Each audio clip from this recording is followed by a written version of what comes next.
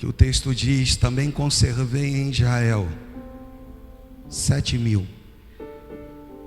todos os joelhos que não se dobraram a Baal, e toda a boca que não beijou. Também conservei em Israel 7.000, todos os joelhos que não se dobraram a Baal, e toda a boca que não beijou. Também conservei em Israel 7.000, todos os joelhos que não se dobraram a Baal, e toda a boca que não beijou. Deus e Pai, fala conosco. Toma minha vida em tuas mãos, Senhor. Toma tudo que já foi feito aqui, Senhor.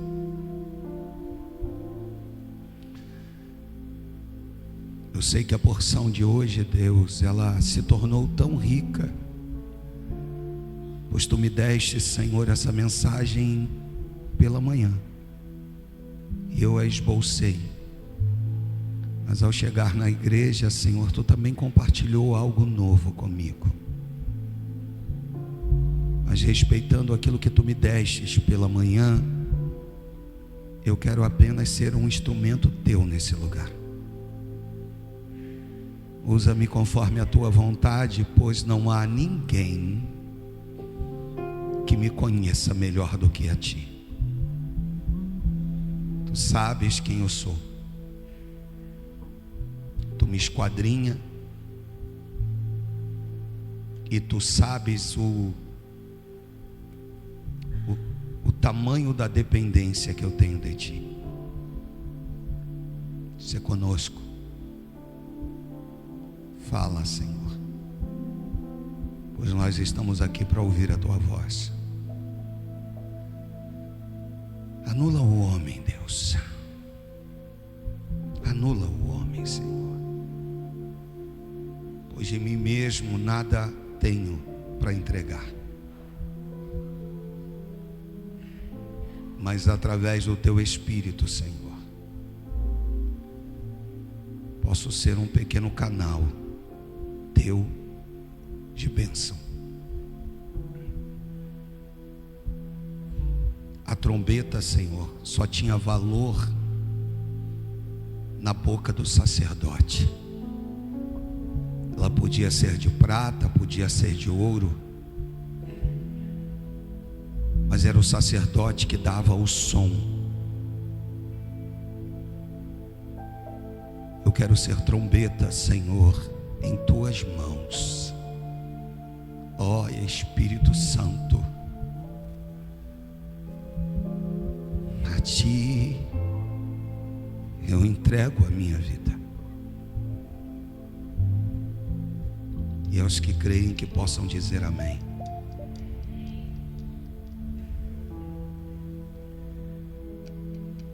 Esse texto, ou neste capítulo, você vai ver Elias indo a uma caverna.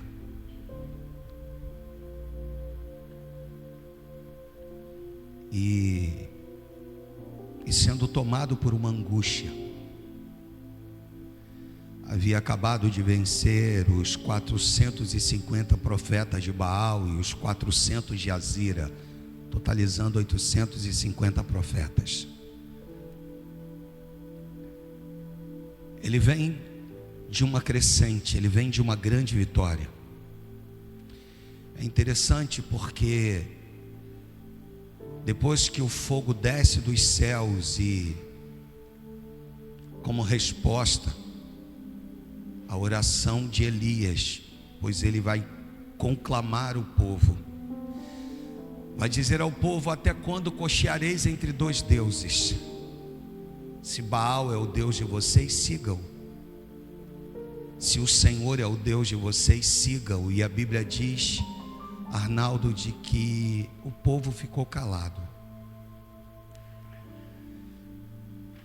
E ele então levanta um desafio. Qual é o desafio? Deus que enviar fogo dos céus, Ana,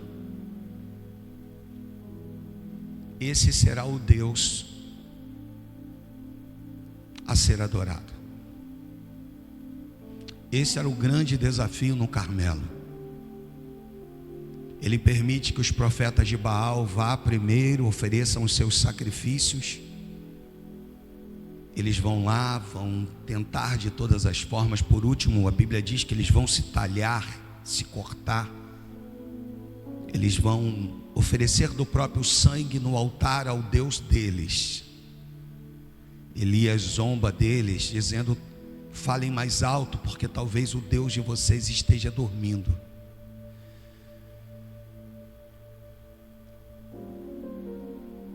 E nada acontece. A Bíblia diz que chegando por volta do meio-dia, esse é o tempo em que Elias olha para o altar e diz: agora chegou a minha vez. Quando ele olha para o altar, Tiago, ele percebe que o altar estava completamente em ruína. Muito bom te ver. E ele, entendendo o Deus que ele serve, ele chega a uma conclusão. Ele diz: o meu Deus não vai derramar fogo num altar em ruínas.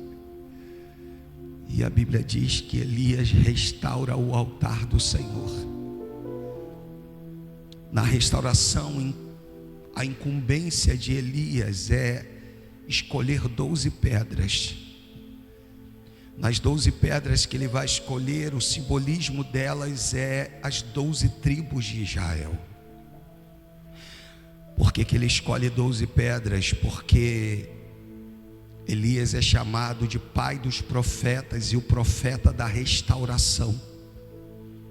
O que Elias precisa restaurar, pastor Alexandre? Ele precisa restaurar aquilo que havia sido perdido. Exemplo: Rúben, o primogênito de Jacó, vai se deitar com a concubina do próprio pai na cama do pai. E Elias então pega uma pedra na representação de Rúben e mostra para o Senhor: Senhor, se eles erraram aqui, perdoa eles, mas não deixa de responder o seu povo com fogo. Ele prepara o altar, coloca 12 pedras, ele prepara a lenha, como de costume. Mas quando chega na hora do novilho, ele precisa despedaçar o novilho e em pedaços. Esse novilho, ele é posto ensanguentado por cima da brasa que está em cima do altar que ele ergueu. Não contente, Elias vai mandar derramarem cântaros com água. Por quê, pastor? Porque era muito comum num tempo daquele de seca que o fogo, por qualquer descuido, fosse e acontecesse. Há quem diga que os profetas de Baal, para que o povo então se voltasse para eles, faziam uma grande tubulação subterrânea. E lá, num muito distante ou escondido, eles abanavam, promoviam um vento, para que uma pequena chama que já estava lá armazenada, ela incendiasse. Elias tem uma sacada. Ele manda derramar água, mas antes ele manda fazer um córrego em volta. Por quê, pastor? Porque ele entendia que o Deus que ele servia era um Deus que não enviava fogo estranho. Eu vim hoje dizer para vocês que tem fogo de Deus nesse lugar, pronto e separado para a igreja. Ele ora e, não chegando ao término da sua oração, Deus responde dos céus. O fogo não vai respeitar a gravidade. Por quê, pastor? Porque o fogo primeiro vai consumir o novilho, depois ele vai consumir a lenha, e depois ele vai consumir a pedra, e depois ele vai consumir a água. Entendendo que já não chovia há aproximadamente 3 anos e meio, Isaías. E a partir do momento em que Elias então vai fazer com que aquela água se tornasse vapor, há quem diga que o preço do sacrifício como resposta para Elias é que a condensação de vapor subiu, se acumulou nos ares, promoveu uma pequena nuvem do tamanho da palma da mão do homem e fez com que garantisse a fala de Elias: eu já ouço ruído de abundante chuva. Deus vira para você e diz: pequenos sacrifícios para Deus são suficientes para mover o céu a teu favor. Você entendeu isso? Dá um glória a Deus aí, porque Deus está na casa.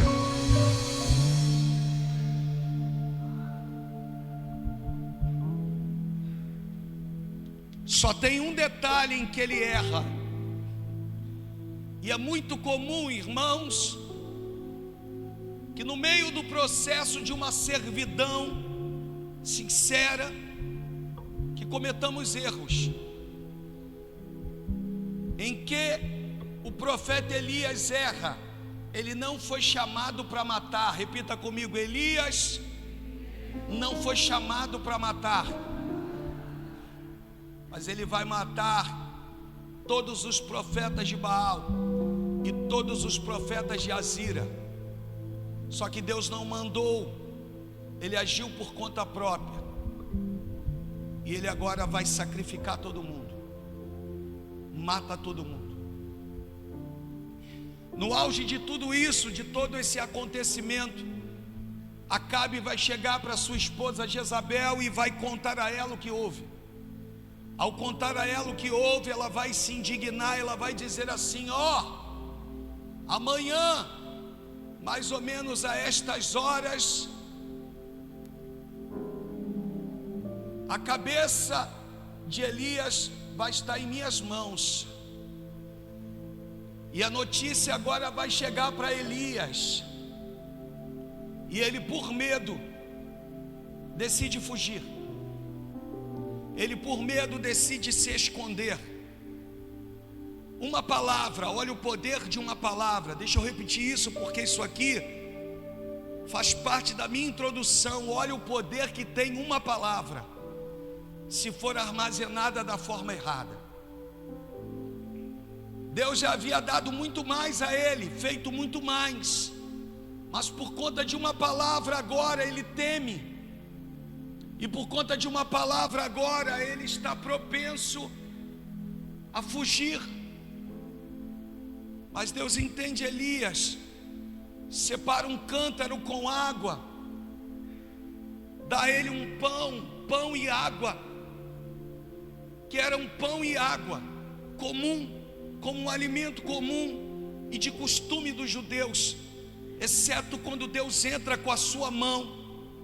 E aí o pão que Deus dá e a água que Deus dá agora é suficiente de fazer com que Elias caminhe 40 dias e 40 noites.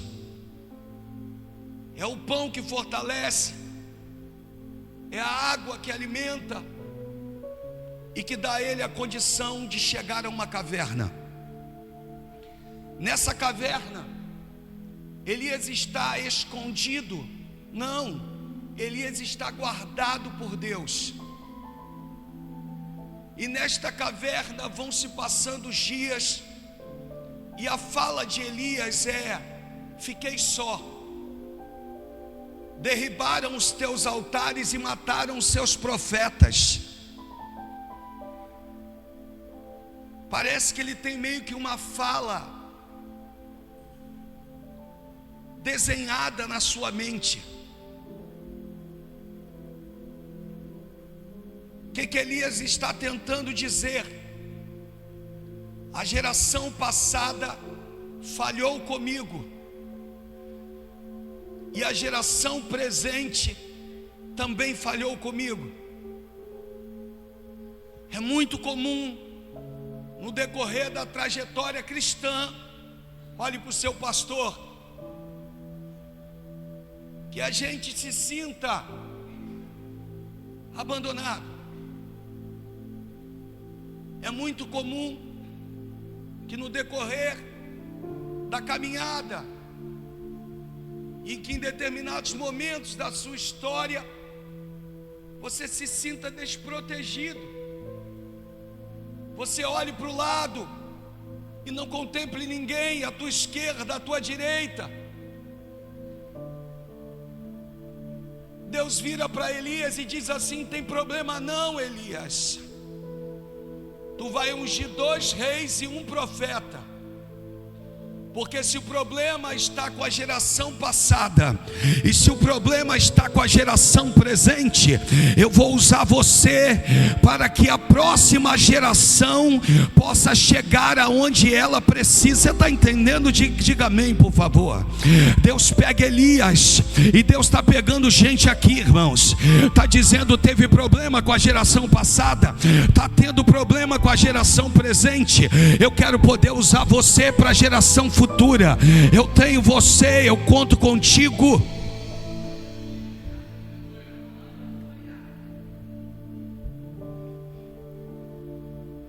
E Deus chama Elias para ajudar a próxima geração. 2 reis, Azael, rei da Síria, Jeú, filho de Nissim, rei de Israel, e Eliseu, que seria consagrado em seu lugar. Com isso, o Senhor dava a garantia a Elias. E Deus quer falar com pessoas aqui hoje. O Senhor dava a garantia a Elias que o seu ministério não havia sido um fracasso.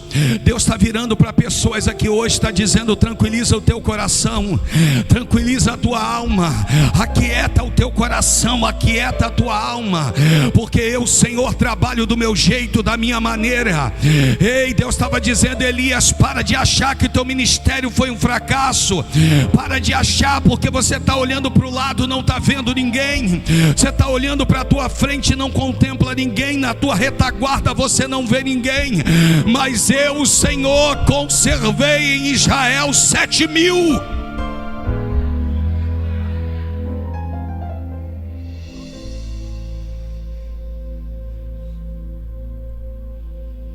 E o interessante desses 7.000 é que, diferente como Jesus fazia quando pregava para grandes multidões, não precisa colocar para a gente, mas Lucas no capítulo 5 e vários outros textos, no 5 Jesus pega a embarcação de Pedro, pede para que ele se afaste um pouquinho, e ele vai pregar para uma multidão. Jesus sabia pregar para uma multidão e sabia também pregar para um número pequeno. Deus não estava dizendo para Elias: Elias, eu vou juntar todos esses homens, e você agora vai olhar e vai se perceber diante de um grande exército. Não é isso. E você vai pregar para eles, e você vai aplicar um sermão que vai iluminar eles, não é isso que o texto estava dizendo.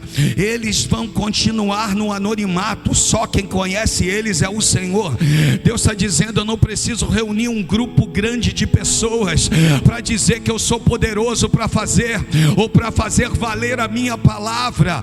Deus está dizendo: tem 7.000, Murilo, que não se curvaram a Baal e não beijaram. Por que, pastor? Que o texto está dizendo sobre joelhos dobrados e boca. Irmãos, porque era costume que os adoradores de Baal não só se prostrassem diante da imagem, como também a beijasse. E Deus está dizendo assim: eu preparei um povo que não teve nenhum tipo de intimidade com os deuses alheios e pagãos dessa terra. Elias, eu estou dizendo para você que eu separei um povo, e esse povo é diferente. Traz para os nossos dias, eu trago. Tem 7.000 crentes, Elias,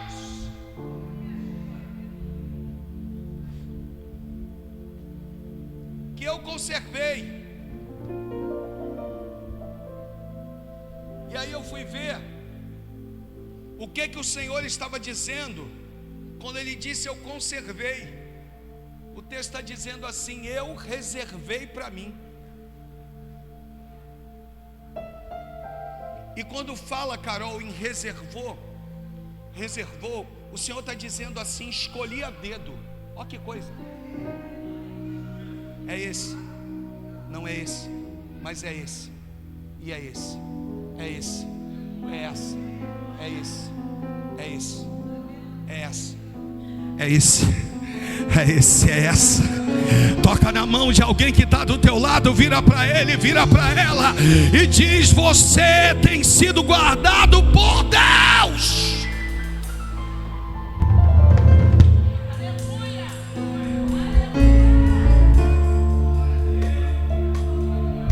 Estou todo arrepiado aqui, irmãos.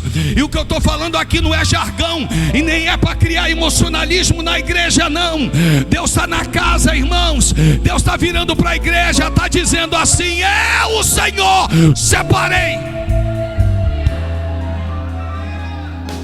E aqueles a quem eu separo, ninguém toca.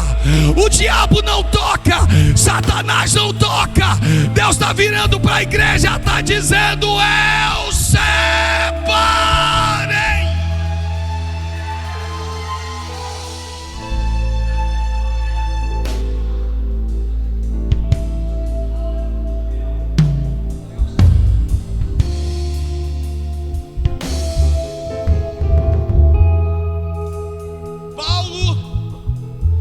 Projeta não, para a gente ganhar tempo.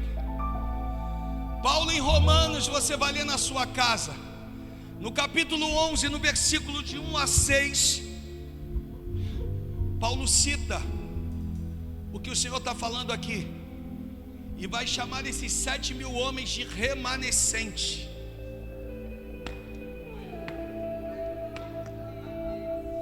A Bíblia chama de remanescente todos aqueles que viram o primeiro templo, o templo de Salomão. A Bíblia chama eles de remanescentes, aqueles que viram a primeira edificação, o primeiro alicerce. Está chamando de remanescente quem passou pelo deserto. Está chamando de remanescente aquele que sobreviveu ao deserto. Está chamando de remanescente aquele que suportou. Deus está virando para a igreja, está dizendo: só pode ser chamado de remanescente aquele que aguenta firme, que supera.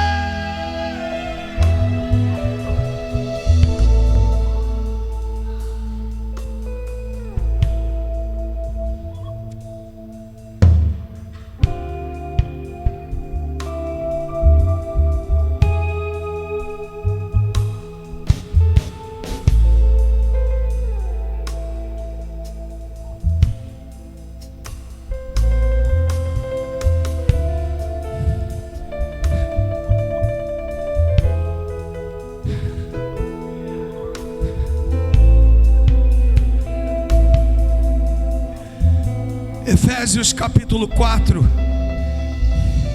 versículo de número 1. Me veio esse texto aqui, fui procurar aqui, irmãos. Rogo-vos, pois, eu prisioneiro do Senhor, que andeis de modo digno da vocação que fostes chamados, com toda a humildade e mansidão, com longanimidade, suportando-vos uns aos outros em amor. Vem cá, pastor, vem cá.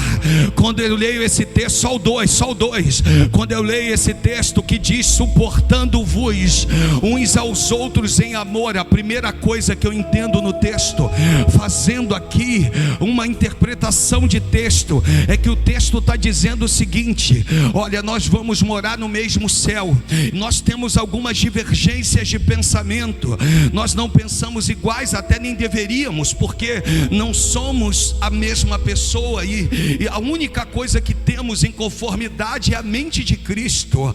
Mas mesmo com tudo isso, com todas as indiferenças que possuímos, eu preciso te suportar, entende? Então o que eu entendo no texto é que eu preciso te suportar em amor, e isso vai me fazer caminhar contigo. Mas o pastor, mas eu preciso, o texto diz suportável, ou suportando-vos uns aos outros, ou como queira. Irmãos, mas esse texto não está se referindo a isso. Esse texto está se referindo ao seguinte: se o teu irmão está caído, Ei, seja suporte para ele, seja suporte. Está caído, não vai ficar prostrado não. Está difícil, mas Deus está dizendo que você não vai ficar na beira do caminho. Deus está virando para a igreja, está dizendo: nós precisamos fazer uma interpretação de texto e viver o verdadeiro evangelho.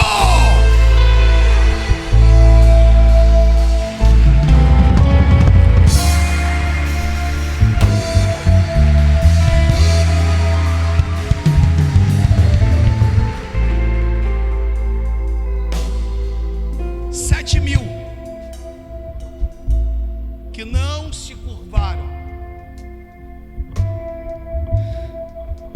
Eu conservei Elias.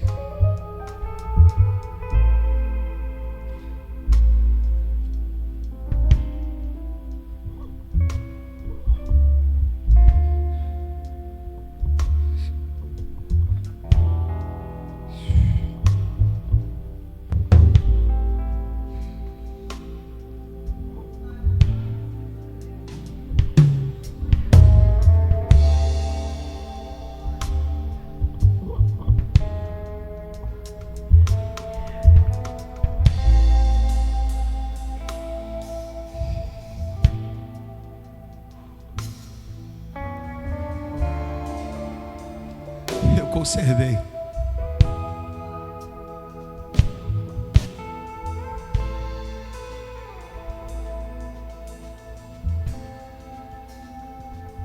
No Gênesis, no capítulo 16, do versículo 14, eu estou caminhando agora e vou encerrar essa mensagem. Pode ir assim, vem comigo.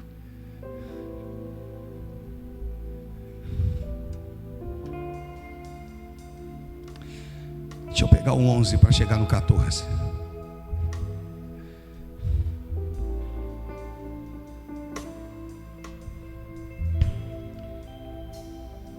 Você sabe que aqui Agar está fugindo da presença da sua senhora Sarai, ou Sara. Por quê, pastor? Porque não suportou a humilhação.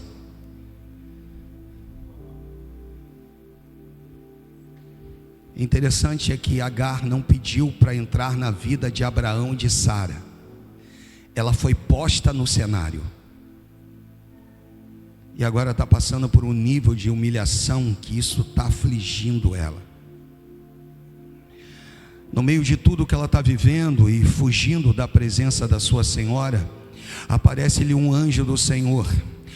E o anjo vira para ela e diz: concebeste e darás à luz a um filho, a quem chamarás Ismael, porque o Senhor te acudiu da tua aflição. No versículo de número 11 e 12, você vai ver que Deus vai liberando para ela, não só promessa, mas vai dizendo como é que serão, não só diante de uma promessa, mas diante de um futuro, que o filho teria um futuro glorioso. Você está entendendo? Mas quando chega no versículo 13, para a gente ganhar tempo, o texto diz assim: então ela invocou o nome do Senhor que lhe falava, e ela diz: tu és Deus que vê. Repita comigo, diga assim: tu és Deus que vê. E eu aqui caminho para o encerramento da minha mensagem. Se alguém virar para você e te fizer uma pergunta, e a pergunta for a seguinte: tu acredita que Deus vê? Prontamente você vai dizer: eu acredito. Se alguém te perguntar: você crê que Deus vê todas as coisas? Você vai dizer o quê? Vamos como um bom cristão, vai. Se eu te perguntar: você crê que os olhos do Senhor estão sobre toda a terra? Sim, eu acredito. Sabe, irmãos, mas o difícil na caminhada cristã é você entender que Deus, além de ver, Ele te vê. E aqui está o mistério. Ela vai dizer: tu és Deus que vê. Pois disse ela: não olhei eu neste lugar para aquele que me vê? Por isso aquele poço foi chamado de Beer Lahai Roi, que significa o que? O poço do Deus que vê. Irmãos, eu vim te dizer que Ele é mais poderoso do que aquele que se apresenta no poço diante de Agar. Diante de Agar. O tema da minha meditação é esse, e eu estou fazendo uma analogia com Gênesis, e também estou fazendo com Elias e com os 7.000 homens. El Lahai Roi, tu és Deus que me vê. Eu vim te dizer que tem um Deus que te vê e que te contempla. Eu vim te dizer que de repente, na tua caminhada cristã, você está se vendo como um desses 7.000. Parece que tu está perdido, parece que o protagonista é Eliseu, é Elias, mas Deus está dizendo: ei, eu te conservei, porque eu sondei o teu coração. Parece que algumas coisas não acontecem. Quando fala a nível de ministério, quando tu pensa que chegou a tua vez, passa outro na tua frente. Mas Deus está dizendo: tem uma coisa que tu pode dizer, é El Lahai Roi, El Lahai Roi. Tu és Deus que me vê, tu és Deus que me vê, tu és Deus que me vê, tu és Deus que me vê.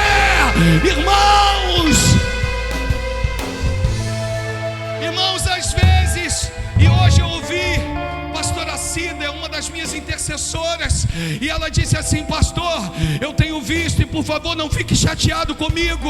Ela disse assim: pastor, não precisa colocar lá que tu está indo para o monte, não. Vai no secreto, porque Deus é Deus que te vê. Irmãos, o fato da gente postar alguma coisa não é para demonstrar o tamanho da minha santidade, não é para dizer que eu sou melhor que você, não, mas é um pastor que está dizendo: eu estou orando pela igreja, eu estou orando pelos pastores, eu estou orando pelos trabalhadores, eu estou orando pela membresia. Irmãos,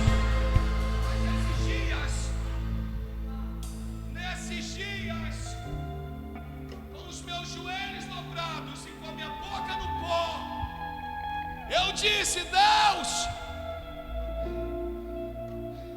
tu tem me contemplado, Senhor.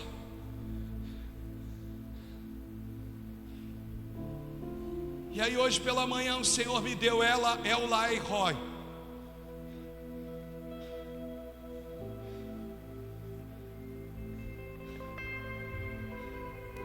Eu não só sou o poço que alimentei Agar, eu não só sou o Deus que vejo, eu sou o Deus que te vejo.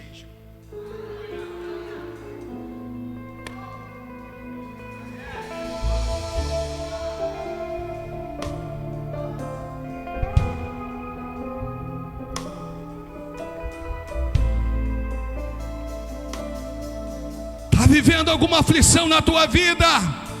Clame ao Deus que te vê.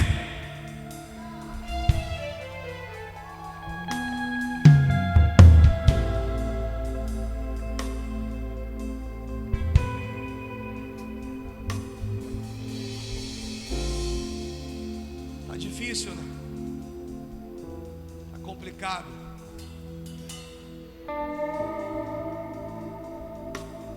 E olha que tu não tem aberto a tua boca, mas Deus diz: eu sou o Deus que contempla o semblante.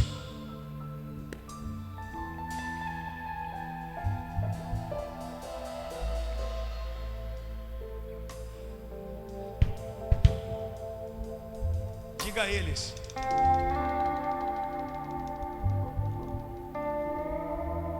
Bartolomeu, El Lahai Roi, tu és Deus que me vê, tu és Deus que me vê.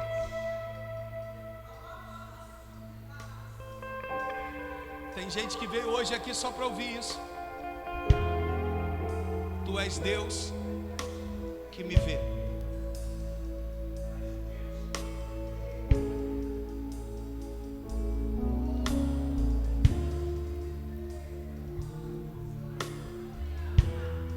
Você vai sair daqui hoje dizendo: tu és Deus que me vê.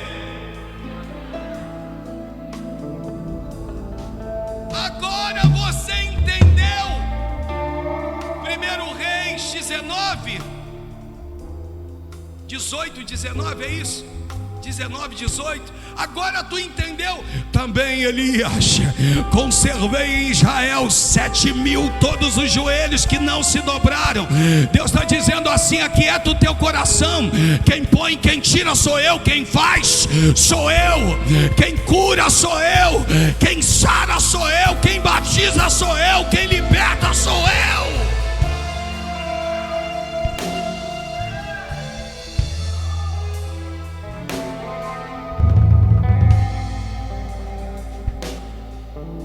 Pastor, termino. Tem gente que tu nem conhece, mas que no mundo espiritual já te conhece. Desses 7.000, todos eles conheciam Elias pela tradição judaica, pastor Mauro, mas eu vim dizer que Elias não conhecia talvez nenhum dos 7.000, porque se conhecesse não tinha dito que estava sozinho. Se ele diz que está sozinho é porque não conhecia, mas Deus está dizendo: tu não conhece, mas eu conheço. Tu não sabe de onde vai vir a provisão, mas eu sei. Tu não sabe quem vai chegar como instrumento, mas eu sei. Tem 7.000, deixa eu repetir, tem 7.000, tem 7.000, tem 7.000, Elai Roy, Elai Roy, tu és Deus que